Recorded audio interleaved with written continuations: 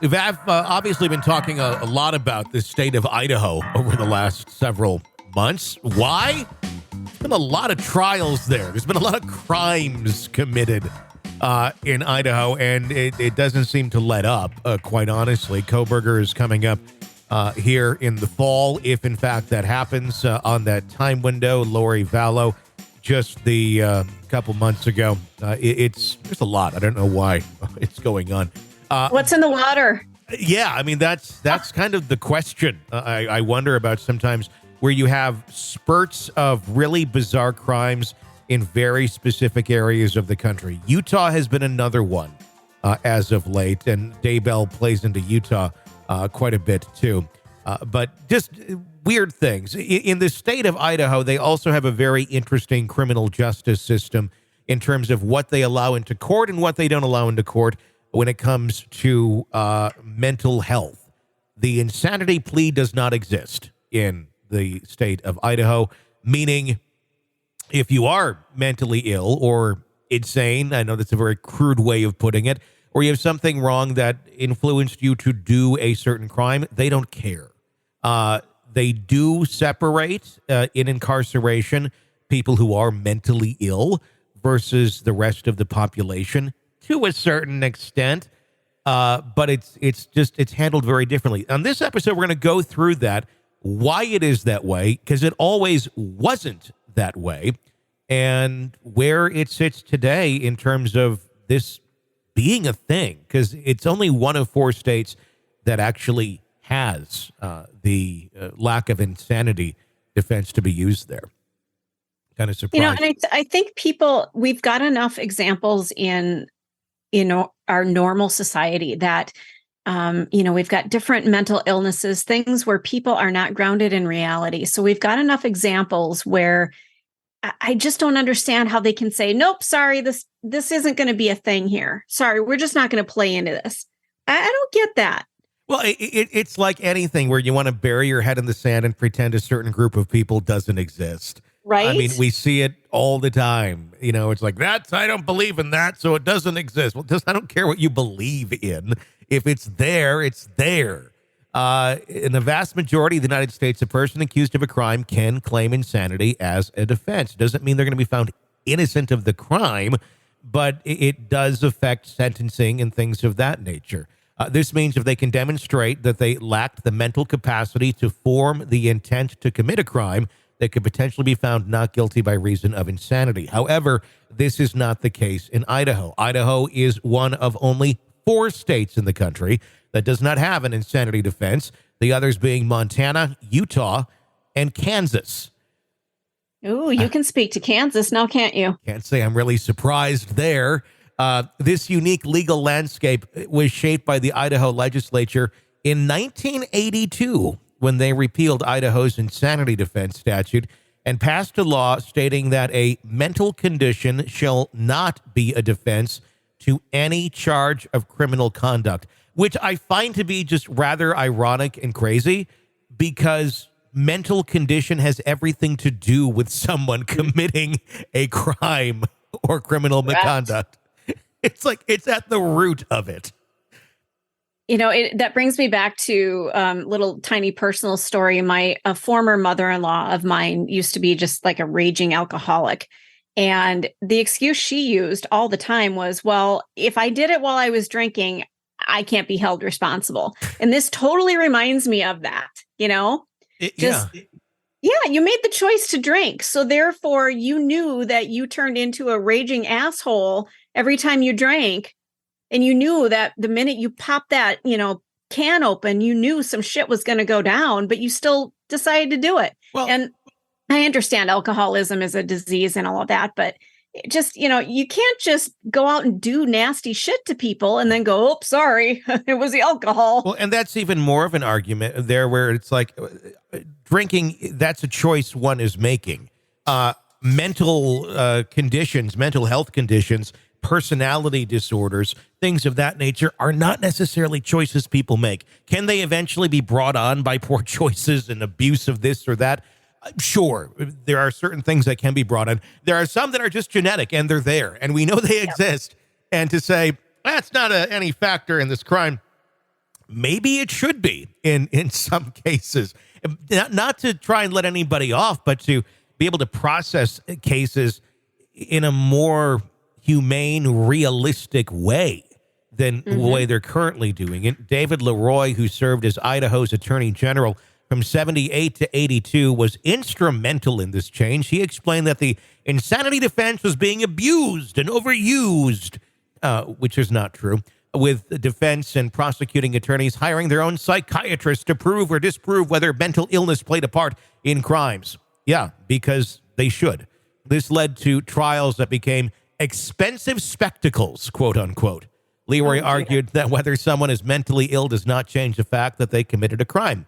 He stated, we hold them to the same standards of guilt or innocence as any other citizen as long as the prosecution has proven all the elements of the crime with which the defendant is charged. He further explained that it matters little to the public whether there is a mental breakdown, alcohol use, or other mental health origin to the commission of a crime.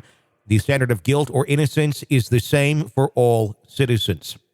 Leroy cited the high-profile murder cases of Lori Vallow Daybell and Bryan Kohberger as two superb examples of the application of the law in Idaho. Daybell, convicted of murdering her two children, has espoused radical doomsday religious beliefs. Kohberger accused of stabbing 4 University of Idaho students to death late in the night in their off-campus home. Leroy argued that the degree to which ideas, whether based on religion or insanity, led to the commission of a crime does not necessarily matter to a community or society at large if that person has committed a crime.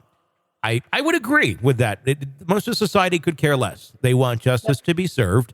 And I agree. Justice should be served. If you were the one, even though I believe Lori Vallow probably doesn't think she killed her kids, she thought she was killing zombies, she still killed her kids and should spend the rest of her life in jail. If not, I would have been fine with her getting the death penalty as well, because I really don't give a shit what weird belief system she went into and that her mind allowed her to take herself there with.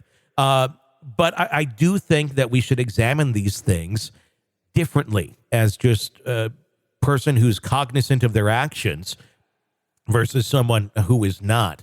In her case, if she really, truly, in her heart, in her mind, she felt that her children were zombies and she was ridding the world of zombies. She was trying to do a really good thing so that she could meet Jesus. On the surface, she was trying to do a good thing. But when you dig deeper into that, you go, you know what? She's not mentally sound. There's a problem here.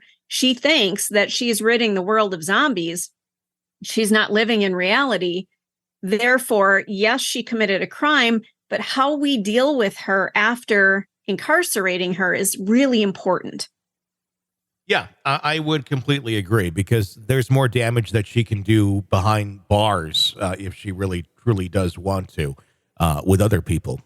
Not everyone agrees with the statements that we just went through. However, with Idaho's stance on the insanity defense, Scott McKay, a Boise lawyer with 30 years of experience as a criminal defense lawyer, argued that Idaho's prohibition against the insanity defense is inconsistent with a constitutional principle which forbids cruel and unusual punishment. He stated it is a departure from the longstanding principle in our law that criminal punishment is not appropriate for those who cannot tell right from wrong.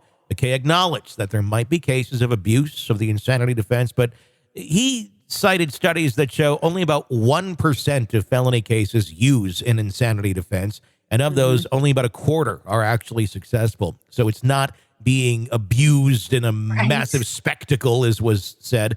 He argued that it's not widely used or widely abused, and expressed faith in the criminal justice system and the jury system to discern when it's appropriate and when it's not. Despite the controversy, Idaho's new law banning an insanity defense, it's not really a new law, has withstood the test of time and the scrutiny over the past 40 years since it's been instituted.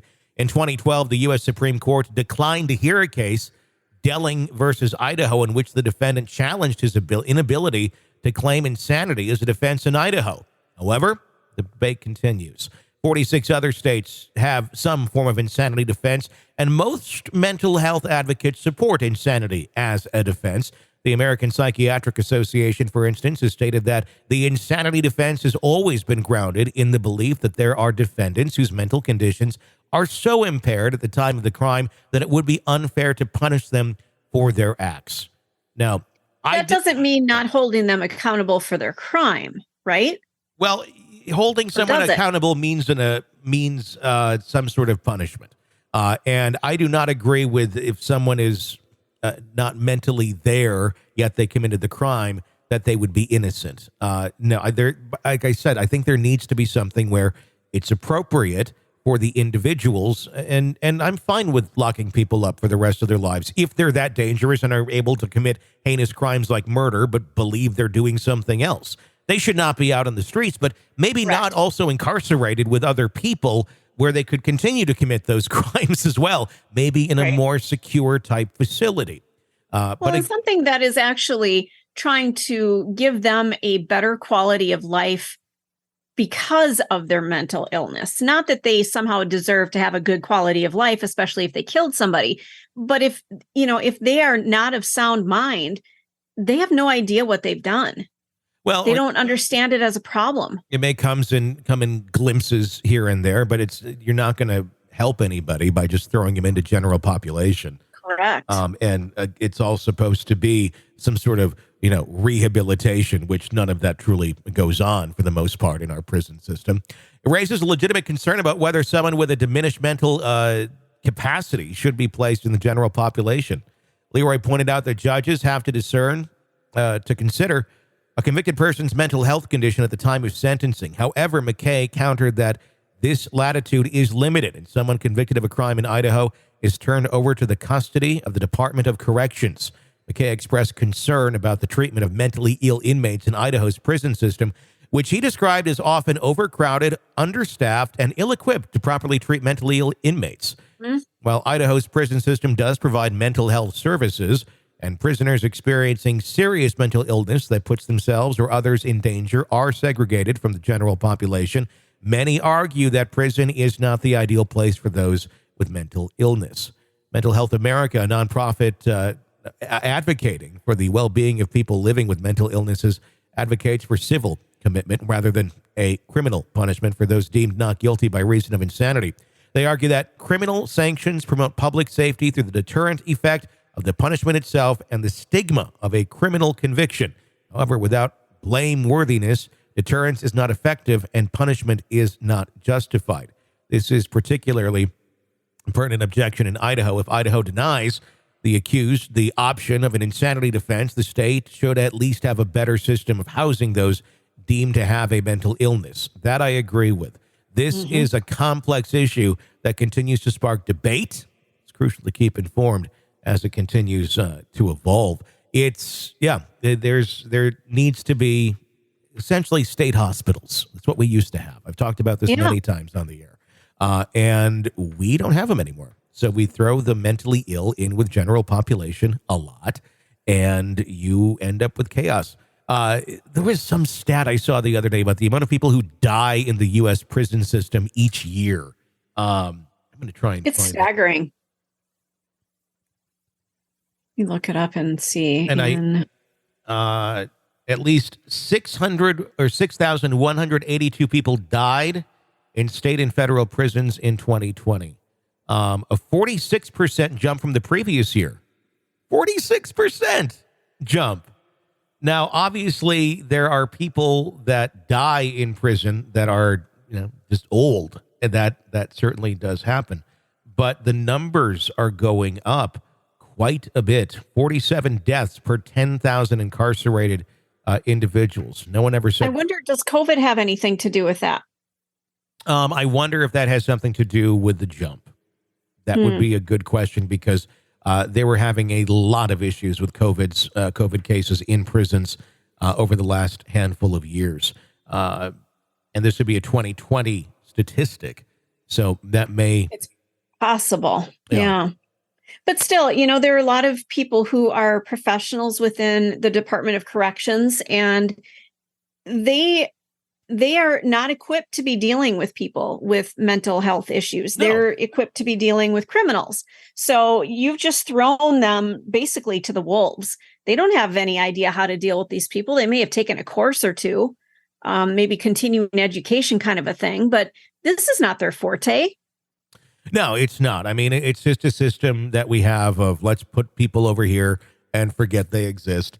And for good reason to a certain extent. But at the same point, we have to recognize where we're putting these people and how we're handling it when we finally remove them from society after they commit their crimes. Although at the same point, too, if we're going to have or not allow things like insanity to come up as a defense, then we certainly need better health services out there so people don't end up falling into these sort of things either. It's a system that's broken, it doesn't work, and doesn't really have any solutions to offer anyone other than just more roadblocks left and right and ways of causing people to disagree with each other on what the correct course of action is.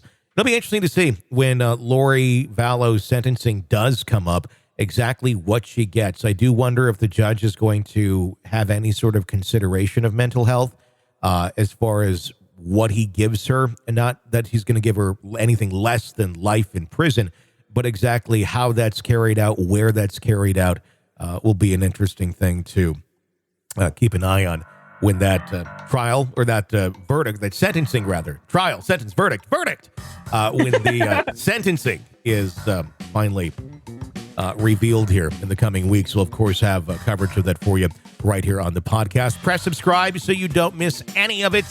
For Stacy, I'm Tony. Stay with us.